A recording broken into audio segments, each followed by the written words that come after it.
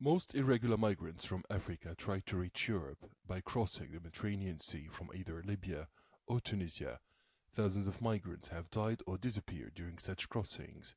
Those who are returned to Africa face much uncertainty.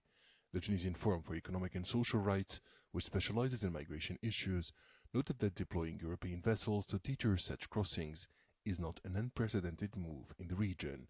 In fact, France and Italy made similar attempts in the past, but failed. Now Greece is trying something similar, but the Forum believes it will suffer the same fate. The Greek measure, which consists of deploying 2 frigates and 1 more vessel close to Libya's territorial waters to control the flow of migrants, reminds us of previous attempts by France and Italy to deploy ships and airplanes near Tunisian waters since the end of 2021. This is part of the EU's security measures to limit the number of migrants. This is not a solution. It will only cause a temporary shift in the migratory routes to the west from Mauritania and the eastern parts of Libya. Tunisian authorities believe they are winning the fight against irregular migration, largely thanks to financial and other support from the EU. Early reports in 2025 indicated a consistent and sustained decline in departures from Tunisia to Italy, with some sources citing an 89% drop compared to the previous quarter. Tunisia has been implementing an efficient political and security strategy. This approach has set limits on the huge waves of irregular migrants from border regions with neighboring countries. Tunisia also controls its territorial waters and shores, leading to a sharp decline in the number of departures to Europe.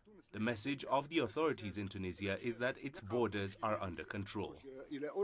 But there is much more to the problem than just stopping the boats. Tunisia's president met the Director General of the International Organization for Migration, Amy Pope, last month. Qais Said called on the IOM to redouble efforts to facilitate the voluntary return of irregular migrants, provide them with financial support for reintegration, and collaborate with relevant parties to determine the fate of missing individuals, whether at sea or on land. Pope said it was a productive meeting. We also explored ways to facilitate voluntary returns, ensure dignified lives, and create job opportunities for sustainable reintegration in countries of origin. Some measures would benefit all stakeholders at the national, regional, and international levels. President Said reiterated his country's unwavering position in refusing to serve as a transit point or host country for irregular migrants. Tunisian authorities believe that in order to effectively counter irregular migration, a more comprehensive approach is needed, focusing on addressing both root causes and strengthening border security while promoting development and stability in countries of origin. Adnan Shawishi, CGTN, Tunis.